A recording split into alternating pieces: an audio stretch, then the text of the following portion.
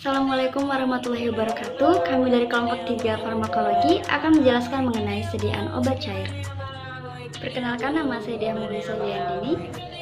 Perkenalkan, nama saya Siti Raisa Rianti Wardoyo. Perkenalkan, nama saya Rizky Yani Esyar Namwal. Saya Muhammad Faid Sabihullah. Perkenalkan, nama saya Indriani Primortu. Perkenalkan, nama saya Karina Amsari. Perkenalkan, nama saya Fitra Kusno Pratiwi. Perkenalkan, nama saya Wisnu Rahman. Nah, berikut kami akan menjelaskan mengenai sediaan obat cair secara lebih rinci. Nah, sebelum kita melanjut atau membahas lebih panjang terkait tentang obat, kita mengetahui dulu pengertian obat. Obat adalah suatu bahan yang dimaksudkan untuk dipergunakan dalam menetapkan diagnosis, mencegah, mengurangi, menghilangkan, bahkan menyembuhkan penyakit pada manusia ataupun hewan. Kelebihan dan kekurangan jalur obat cair. Pertama, peroral. Kelebihannya adalah pertama lazim, kedua mudah, ketiga aman, dan keempat ekonomis. Kekurangannya, pertama perlu kooperasi dengan pasien, dapat merangsang mukosa lambung, efeknya relatif lambat, dan tidak bisa pada pasien yang tidak sadar dan muntah-muntah.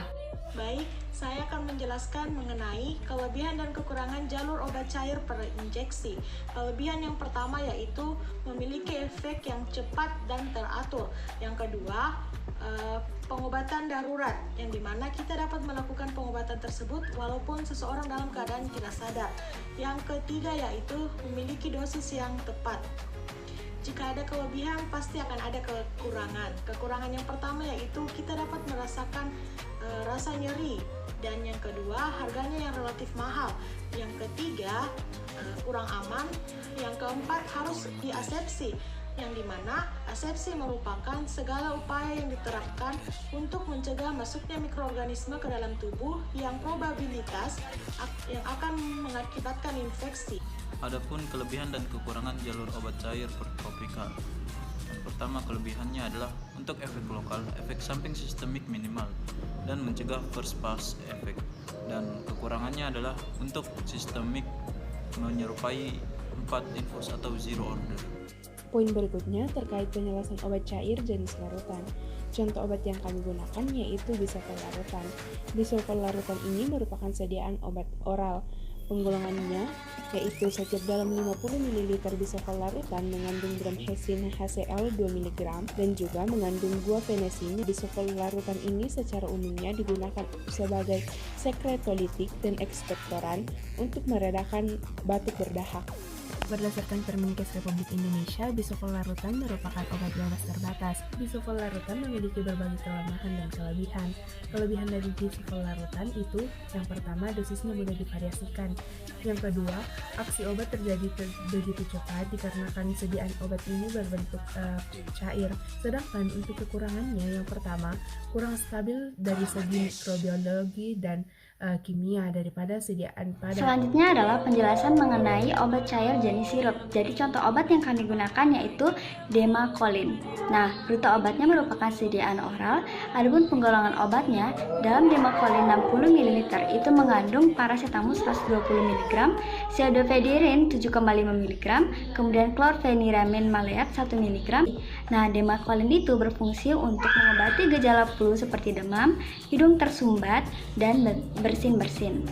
Adapun dasar penggolongan obat ini, Demacolin termasuk ke dalam obat OBT yang berdasarkan tingkat keamanan dan kemudahan didapatkan, namun penggunaannya dibatasi.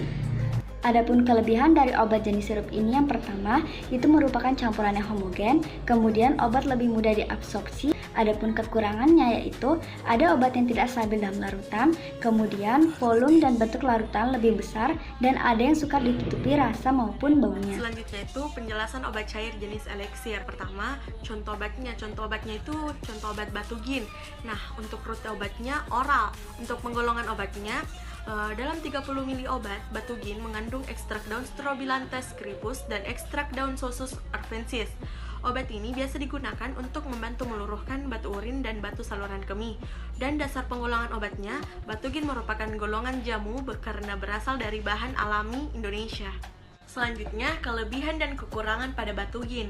Untuk kelebihannya, yang pertama, lebih mudah ditelan daripada bentuk padat, sehingga dapat dikonsumsi pada anak, bayi, dan orang tua. Selanjutnya, untuk kekurangan pada obat batugin ini, yang pertama, stabilitas dalam bentuk larutan lebih jelek dibandingkan untuk bentuk tablet atau kapsul, terutama bila bahan mudah terhidrolisis. Menjelaskan mengenai penjelasan obat cair jenis emulsi. Jadi jenis emulsi ini contoh obatnya adalah Scotch. Rute obatnya itu merupakan sediaan oral. Penggolongan obatnya, Scotch membantu ketahanan alami tubuh, mencegah kekurangan vitamin A dan D, serta baik untuk pertumbuhan dan perkembangan tulang dan gigi bagi anak. Obat ini termasuk ke dalam golongan berdasarkan sumber obat karena berasal dari hewan berupa minyak ikan. Kelebihan dan kekurangan obat cair jenis emulsi. Kelebihannya, rasa dan bau dari minyak dapat ditutupi. Kekurangannya, sediaannya kurang praktis. Penjelasan obat cair jenis putih. Yang pertama, contoh obat, yaitu Santadex. Rute obat merupakan sediaan oral. Golongan obat per 10 ml Santadex mengandung asidum boricum dan zinc sulfat. Santadex membantu mengobati infeksi pada telinga, mengobati iritasi pada telinga, serta membantu melunakkan kotoran telinga. Menurut Permenkes, Santadex digolongkan ke dalam obat bebas terbatas, yang artinya penggunaannya tidak harus didasarkan pada resep dokter, akan tetapi dalam penggunaannya dibatasi. Penjelasan obat cair jenis gargel. Contoh obat, betadine mouthwash and gargel. Rute obat merupakan sediaan oral. Penggolongan obat dalam 190 ml betadine mouthwash and gargel mengandung zat aktif povidone iodin 1% sebagai antiseptik yang bekerja dengan cara merusak sel kuman dan membuat kuman menjadi tidak aktif. Obat ini digunakan dalam mengatasi masalah yang terjadi dalam mulut. Jadi, obat ini digolongkan pada OBT dengan tingkat keamanan dan kemudahan untuk didapatkan. Dan selanjutnya yaitu penjelasan mengenai obat cair jenis dosi. Contoh obat yang kami ambil yaitu betadine mouthwash and gargle. Rute obat pada contoh obat yang kami ambil yaitu merupakan sediaan oral. Pada penggolongan obat, betadine vaginal dose mengandung povidone iodin 10%. Betadine vaginal dose digunakan untuk mengobati gejala iritasi ringan, gatal-gatal, dan keputihan yang disebabkan oleh Trichomonas vaginalis, Candida albicans, dan Gardnerella vaginalis. Obat ini harus didasarkan pada resep dokter karena memiliki dampak pada penggunanya. Oleh karena itu, digolongkan pada obat keras. Jenis obat cair berikutnya yaitu jenis injeksi, yang mana pada jenis ini kami mengambil contoh Dacarbazine. Dacarbazine merupakan sediaan obat parateral atau per injeksi. Dalam penggolongannya, obat ini digunakan sebagai obat untuk kemoterapi.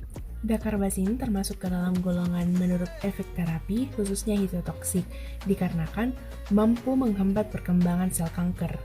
Obat injeksi ini memiliki berbagai kelemahan dan kelebihan. Kelebihan yang pertama yaitu memberikan efek yang cepat. Untuk kekurangannya, yang pertama, apabila obat injeksi ini telah masuk ke dalam tubuh, tidak dapat dikeluarkan lagi. Baik, selanjutnya adalah penjelasan obat cair jenis suspensi. Contoh obat yang kami gunakan yaitu OBH Combi Plus. Nah, rute obatnya merupakan sediaan oral, kemudian penggolongan obatnya, obat batuk OBH ini mengandung paracetamol, epidarin HCl, dan chlorpheniramine maleat yang digunakan untuk meredakan batuk disertai gejala-gejala flu seperti demam. Obat ini termasuk ke dalam OBT atau obat bebas terbatas.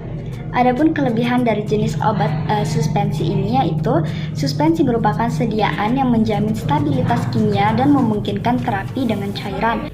Adapun kekurangan dari obat jenis suspensi ini yaitu memiliki kestabilan yang rendah. Baik, adapun penjelasan tentang obat cair jenis galenik seperti antangin, yang dimana rute obatnya itu merupakan sediaan oral. Penggolongan obatnya itu seperti komposisi dari antangin berasal dari bahan alam, membantu mengatasi masuk angin dengan memberikan sensasi hangat pada tubuh, mengatasi mual dan perut kembung. Antangin termasuk ke dalam penggolongan jamu karena berasal dari bahan herbal dan penggunaannya didasarkan pada pengalaman oleh lingkungan sekitar. Kelebihan dan kekurangan obat cair jenis galenik atau antangin ini. Kelebihannya itu adalah murah dan mudah diperoleh. Adapun kekurangannya itu tidak selektif. Sari dapat ditumbuhi kapang dan kuman.